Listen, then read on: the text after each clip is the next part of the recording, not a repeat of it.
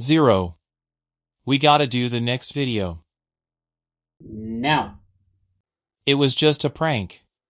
No. You're just gonna blow me up again, you dicks. Tell you what.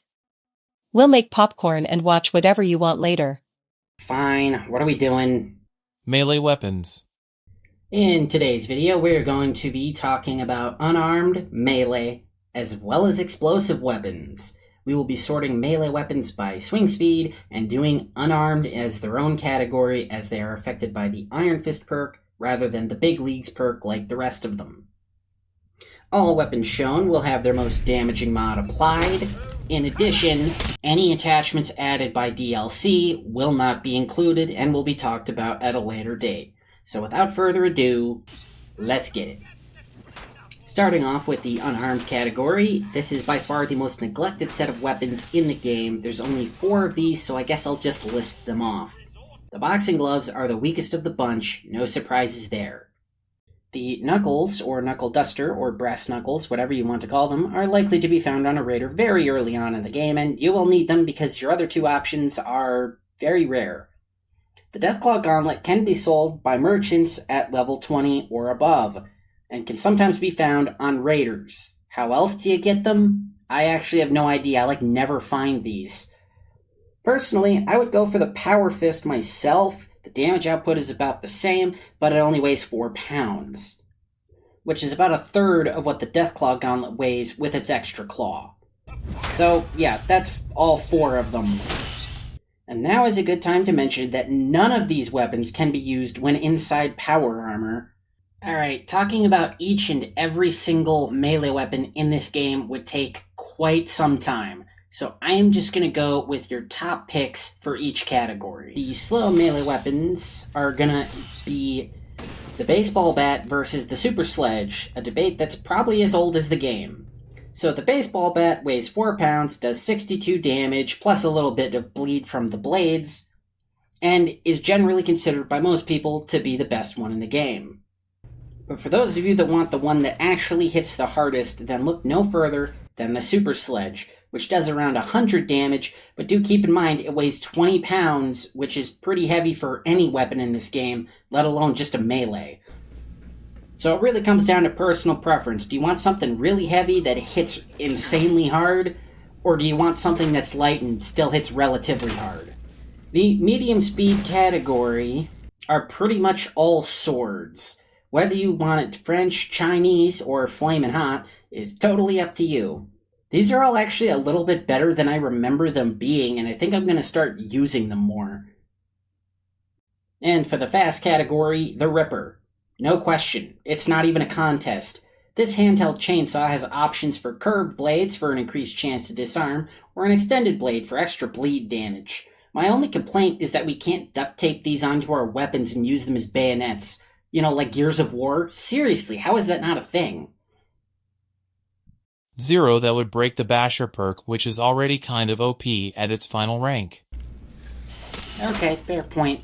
But you know, I for one miss when we had stupidly overpowered crap like that, at least in single-player games. Well, that's it. Not so fast. We're doing heavy weapons too. The Flammenwaffe, for all your Flemmen waffing needs. Featuring options for short and long barrels, 3 propellant tanks, 3 nozzles, and can be fueled with either standard or napalm, which I hear tell is fun for the whole family, especially the kids, if the internet's to be believed. The minigun, featuring standard, accelerated, and tri-barrels, standard and gunner sights, and the shredder muzzle, which makes this thing a close-quarters monster. The Gatling laser. 2 barrels, 2 sights, option for a beam focuser, and it can be equipped with all the same capacitors of its little brother, the standard laser rifle. However, there is one caveat which is considered by some to be a deal breaker. This does not use standard ammunition, it runs on fusion cores. That's right, the same batteries you shove into your power armor. Now, obviously, late game, you're going to have lots of them, so it's probably not going to be too big of an issue, but early game, well, I don't even know where you'd get one of these early game. So I'll leave it up to you as to whether or not it's worth it using these things. The interestingly break-action missile launcher comes with single, triple, and quad-barreled options, iron sight scope, night vision scope, and my personal favorite, the targeting computer. Bye-bye, Mr. Vertibird. It can also be equipped with a bayonet or a stabilizer, but why? Why the hell would I need a bayonet on this thing? That is so weird. I have never used the bayonet on this, and I likely never will.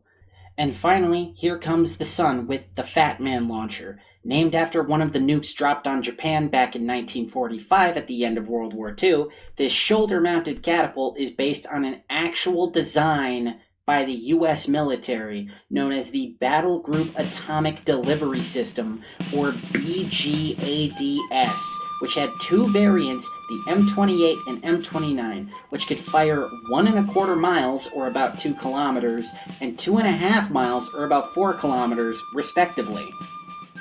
The design was approved August 15, 1958, and they made approximately 2,100 of them. It entered official U.S. military service in May of 1961. The weapon was primarily planned to create radioactive choke points on the battlefield for enemy armor. The last of these weapons was retired in 1971. Brigadier General Alvin Cohen of the 3rd Armored Division said the weapon was significantly advanced in technical terms, but further stated the Army retired the weapon due to high personnel cost associated with it and, quote, a great fear that some sergeant would start a nuclear war. Well, there you have it.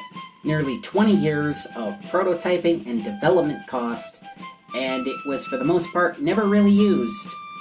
So for those of you wondering why the US military budget is so stupid, there you go. They pursue crazy projects like this all the time. What was I talking about? Oh yeah, Fallout. So it comes with 2 options. Big boom, cluster boom. Unfortunately, no Saxaboom.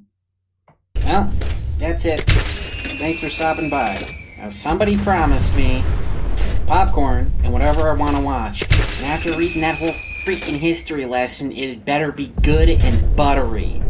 Maybe even marshmallowy. Because I gotta mellow out, man.